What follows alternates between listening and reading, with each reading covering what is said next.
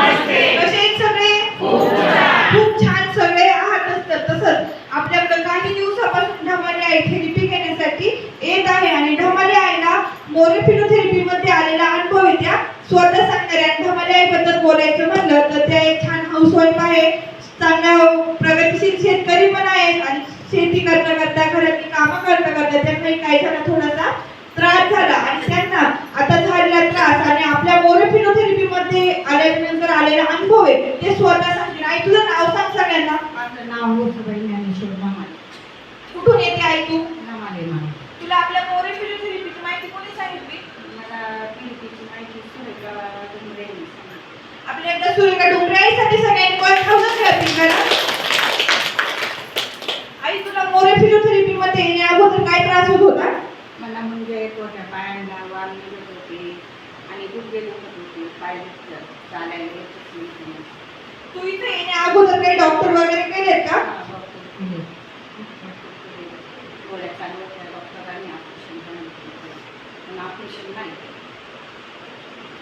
डॉक्टरांनी तुला ऑपरेशन सांगितलं होतं, गोळ्या पण चालू होत्या, आईला खूप असा त्रास होता आणि आई आता तुला मोरे फिजिओथेरपी मध्ये आल्याच्या नंतर आता कसं वाटतंय?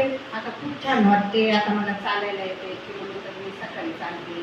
थोडं मांडी घालायला होते त्रास, पण अजून होईल तसं म्हणजे वण्या सगळं काम करायला येतं मला. काय वागता येते चांगलं म्हणजे असं असं म्हणजे असे पाय बी वाढतात.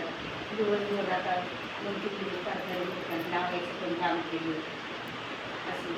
आईला चालता पण येत नव्हतं, गुडघे खूप दुखत होते, आईला वागता पण येत नव्हतं आणि आईने आताच तुम्हाला सांगितलं की आईने 2-3 दिवस टोमॅटो पण लावली, मिरच्या पण लावल्या. आई घरची पण आता घरची कामं तर करते पण शेतातली पण कामं करायला लागलेली आहे. एकदा आईसाठी सगळ्यांनी वर खाऊन घ्यावी करा.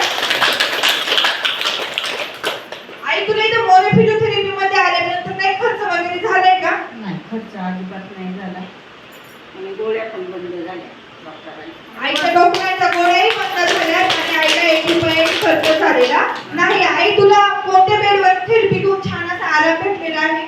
मला परिवार कवच आणि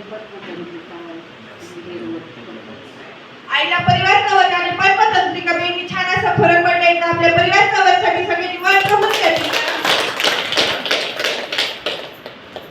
आई तू इथल्या मॅडम आणि सरांबद्दल काय सांगशील?